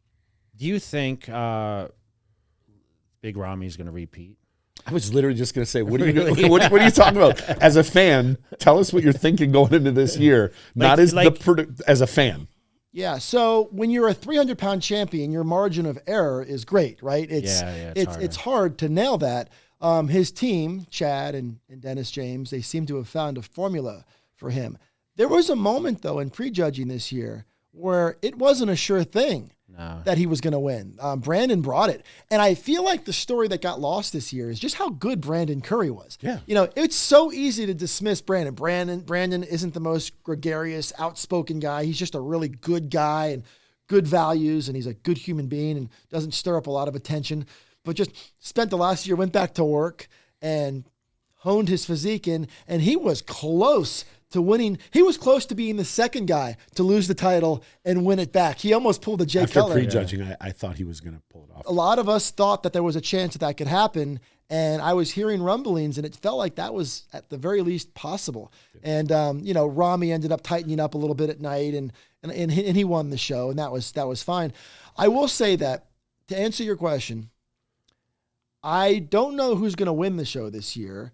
I don't know if Ramy is going to be a 3-time champion or not, but it's hard to ignore how good Hadi Choopan is. Hadi Choopan is incredible. When you consider the combination of, you know, structure and size and shape and conditioning, and he's always on point. Just always on point. And I know that there's issues that he needs to deal with. But I will tell you that Hadi Choopan is good enough, or I would have to say that if I'm Big Ramy, he's probably the guy that I'm most concerned about, to be honest with you.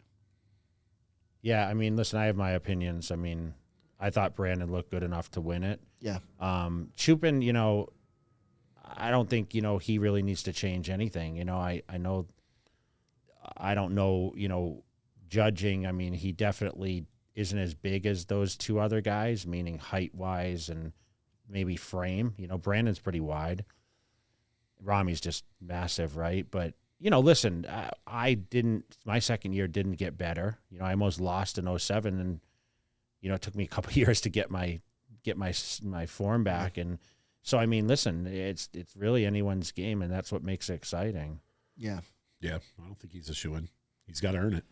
No, and that's what I love. And you know what? Steve Weinberger, the head judge, and Tyler and their crew, they do a really good job of making these guys earn it and making these guys suffer a little bit up there and go through the motions. And I love the way the only thing I would have liked for this year, and I've been very open about this, I thought at the very least, Hadi was good enough to have been maybe kept in some of those call-outs. He should have been. But I understand why it was done that way, and I respect it. I do. But as a fan, I thought Hadi was pretty good.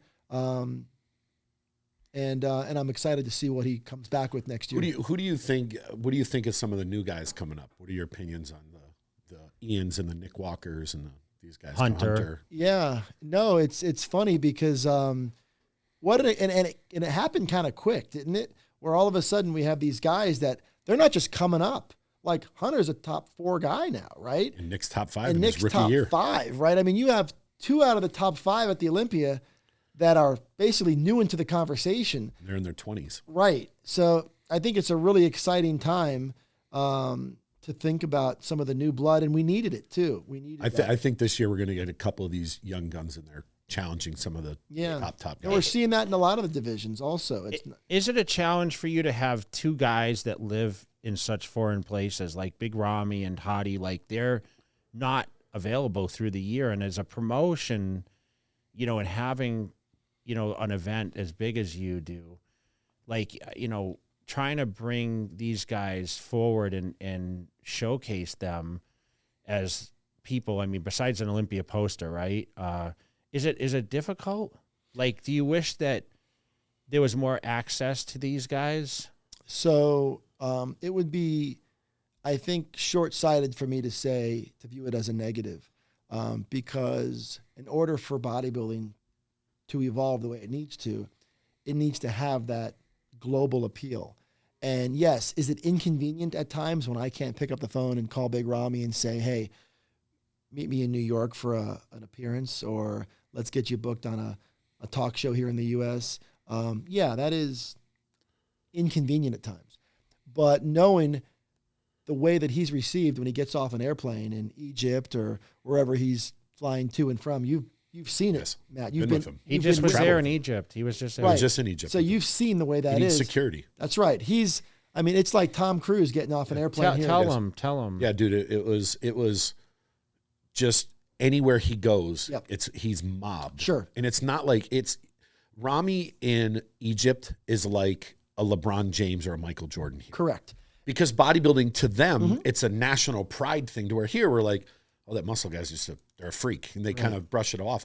Over there, they're treated like professional athletes. Here, they're not.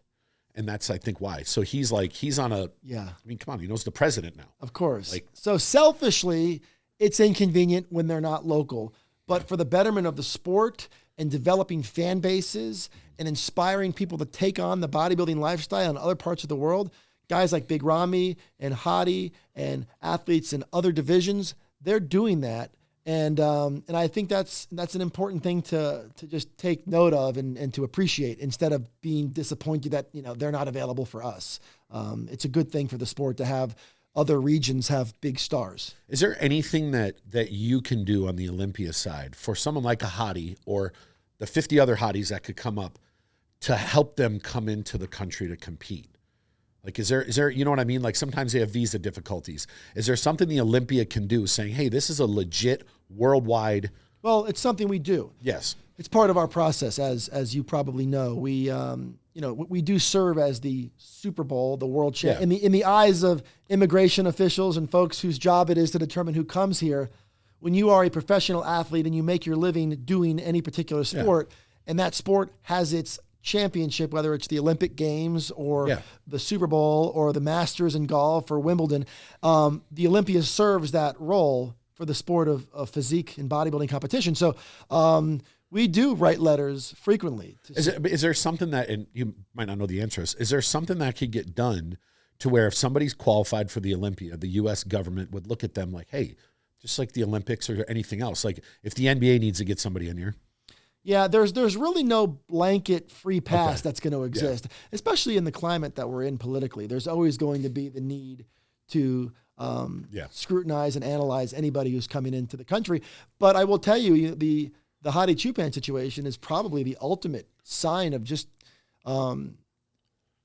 how far we've come, because keep in mind, Hadi's coming over from Iran, a place where there's a lot of challenges politically between those relationships. And I know his trainer, Hani Rambod, and the folks around him, and our team as well. We've worked really hard to make it possible for him to be here.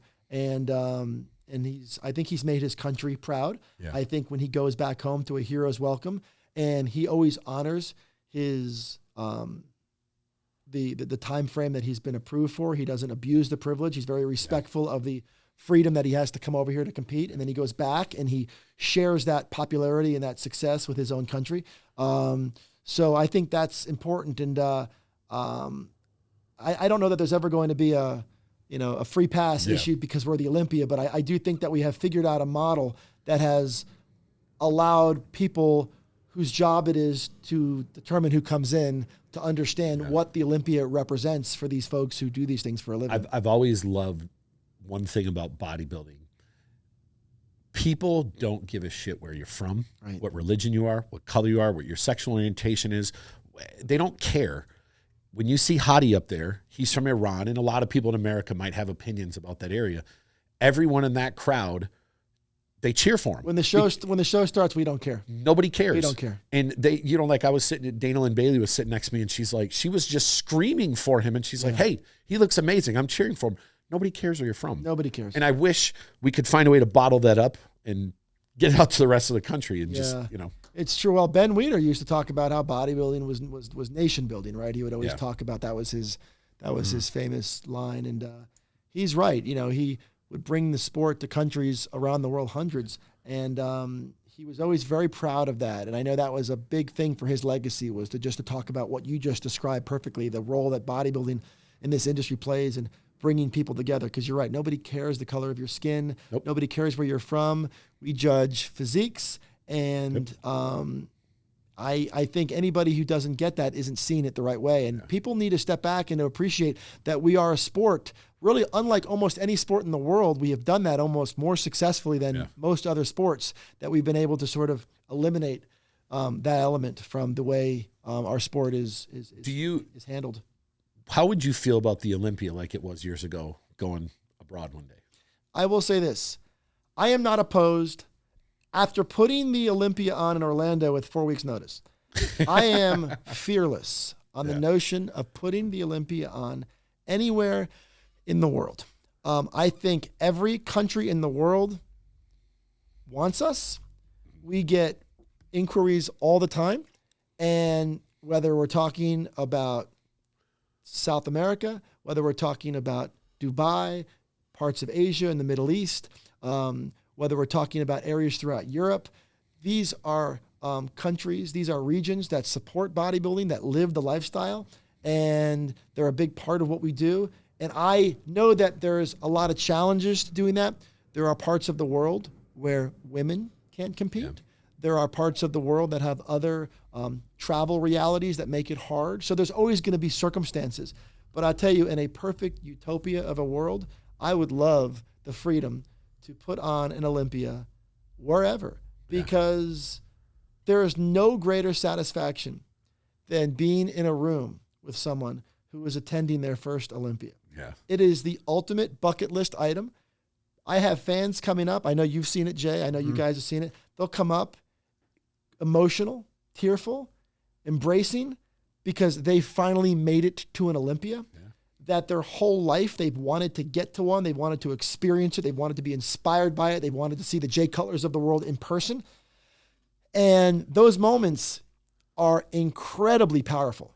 Yeah. And to bring an Olympia to a different country or a different part of the world would put me in a room with tens of thousands of people who are all in that place. So I welcome that, and I love that idea. You know, only will it happen? Who knows? Whether it will happen, I would imagine that over the course of time, I'm convinced everything will happen. But you know, there's business elements of it, and there's certain things that we have to be mindful of. We see it a lot when we go overseas to just expos, whether it's FIBO or wherever else. And Brazil is huge. Yeah. You'll have people come up Middle to you East. that they've never been able to come to the States for a show. But them seeing Jay at FIBO or one of these others, that's their Olympia. They come up and they say, "You're the one and only manager, Matt, and I've always wanted to meet you." Listen, so when do the tickets go on sale? I'm getting excited now. Okay, so Olympia tickets will go on sale, you know, probably it'll be sometime around February, March. You know, the event is later this year. The event is in December, so we do have a longer timeline than normal. But people are going to ask, when do the tickets go on sale? Tickets will probably go on sale sometime after Valentine's Day. And VIP tickets will go on sale a little bit sooner than that. And sponsorships and exhibitor package will start to go on sale after the holidays. And you know, we're gearing up to roll it out for 2022. It'll be the 58th edition of the Olympia, and we're pretty amped up about it. And I can tell you right now that our team is relentless about making sure that we do things that people haven't seen before. You know what it is? Whenever you go to the Olympia, because before I lived in Vegas, I would fly here for it. Sure. Just when you get on the plane and you know that, and as soon as you get in the airport, you all look around. Who's on my plane? You're looking around. That's right. And you're looking to see, you're like, that's my people, because you know people are going to the Olympia. You see the clothes, you see this, and then you start walking through and you just get that excitement, and you get off and you get to the hotel and you're like, you smell the bad food on the plane when they open the that's right. You smell the fish. That's right. But no, Jay, do you still fly commercial, or do you fly? Yeah. You do fly commercial. See, look, Jay keeps it real. Of course. Jay keeps it real. You know, it's flights are a big topic of conversation on our you know what's funny? I'm going to say this now. 2 years ago, so I'll help him a lot with his travel, and I flew in. I went to Mexico first, and then I met him there. Right. And I said, hey, we book his flights, and if you're flying coast to coast, he always flies first class, but there's no direct flights to Orlando. Right. So he's like, I'm like looking up this. He's like, layover, and he's like, there's got to be a direct flight. I'm like, there's one. He's like, oh, fuck it, just book it. So I put him on Frontier. And it's a red eye. Okay. Now, if you've ever flown on Frontier, the seats don't move. You're this, and he's messaging me. They had Wi-Fi. This fucking plane. I can't believe you put me on this shit. This is your fault. And he was stuck like this for 5 hours.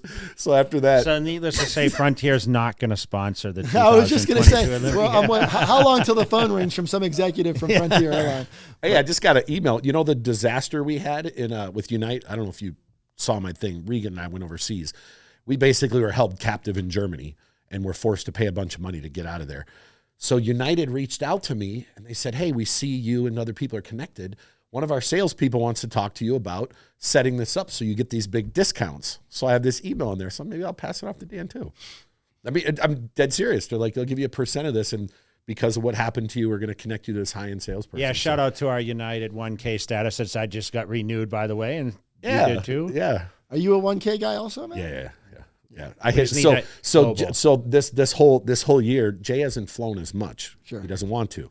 I had to fly a ton, so I hit 1K a couple months ago, and he was going to miss it. And so we were looking up flights. He's like, dude, I got to travel. He's like, I got to spend $3,000. He's like, what the? So we're looking up this flight. This one's 900. So we're just talking it the other day, and he sends this picture. It says, it's a video, yeah. Because of your such and such, we're gifting you 1K till 23. You know, and for those of you guys who don't know, if you are a 1K member on United, among the many perks is the pilot will often come out of the cockpit and walk over to you. Yep. And will welcome you, will ask you about your family, Yep. will welcome you And back. they give you their business card. Correct. Yes. Correct. Yes. So it's the little things, right? Yeah. And you get food before anyone else. That's right. Now. That's right. Yeah, you get treated. So Jay, you won't have to worry about. So I had to earn it, like and you just got it gifted. Yeah, I mean, listen, man, I'd like to jump on the Olympia jet sometime. You know what I'm saying? So yeah, we don't have a jet. Yeah. We don't have a jet. Well, maybe we're working on No, it. I've been trying to convince him to get a jet for years. I will tell you this. It's funny you say that. Jake Wood, our owner, could fly on any kind of plane he wants to fly on. He flies Southwest. He still flies commercial. He'll still fly Southwest. He has no desire to fly private.